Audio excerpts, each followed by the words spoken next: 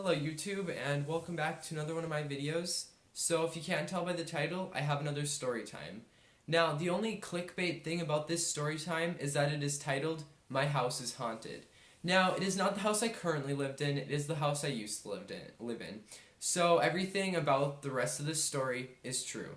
I'm sorry about the clickbait, but I also like the views. So thank you for clicking on this video.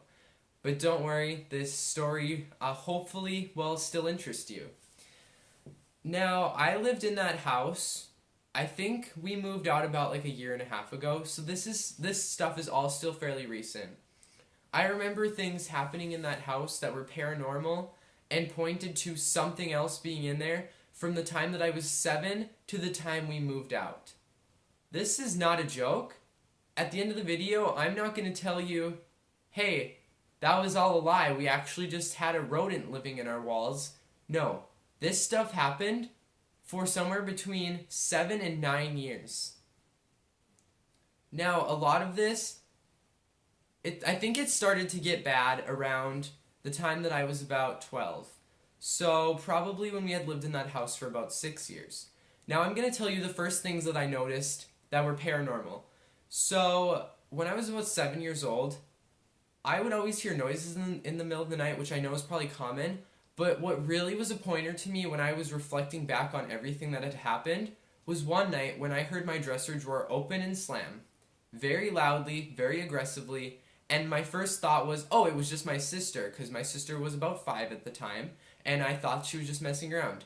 My bedroom door was open a crack, not big enough for anyone to go in or out of my bedroom. The door was not opened or moved in any way. The dresser door was slammed. Now, there could be many ways to explain why that would happen, but with everything else that happened in that house, that was where it all started in my head. I'm not going to talk about everything because I feel like every single day something happened. And I know I'm smiling, but I'm just remembering everything. And there was nothing violent that happened. Nothing violent at all. But one of the scariest things by far is when I was walking down the steps, and when you're walking down the second flight of steps and you look up, you can see into the kitchen right next to the fridge. Guess what I saw standing there? It was not a family member because it was just me and my mom and my sister. It was not my mom or my sister, and it was not me. Obviously, I was looking. There was a woman, probably somewhere between 25 and 30, who was standing there in a dark red velvet dress, and she was just looking at me. And I saw her from the bottom of the staircase, and I ran. I ran into my room, I called my mom, and I was panicking. This probably happened when I was around 12 or 13, and yes, I did have a phone, obviously, but I called my mom from my room, and I was panicking and freaking out, and I had no idea what to do. Another thing that happened is I would constantly hear my name whispered in the house. I always hear my name whispered in the house, and it's not even like, I'm not crazy, at least I don't think I am. I'm pretty mentally stable at most points in my life, I'd like to think. But when I'd hear the whispering, it just sent a shock through my whole body. And I think I experienced the most things in that house, and I was playing on my tablet in my room one night, and then it just made this. Have you ever, I don't know how to explain it without it sounding weird, but it made the weirdest noise, and then it like shut off or something. I don't know, maybe I shut it off or I threw it or I panicked, but I ran upstairs freaking out. I was basically crying because I didn't know what to do. I didn't understand what was going on, but I just, again, there was that chill in my body. And my mom and my sister, they also think that there was like a little girl spirit living in the house because my mom heard her name called. She heard, "Mom, come over," or she just heard her name, Mom.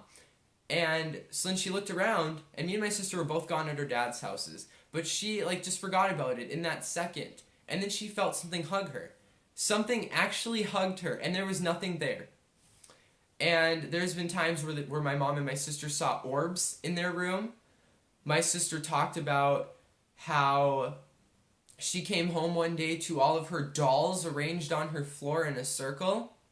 I never saw that, so I don't know if it's true, but she talked about it.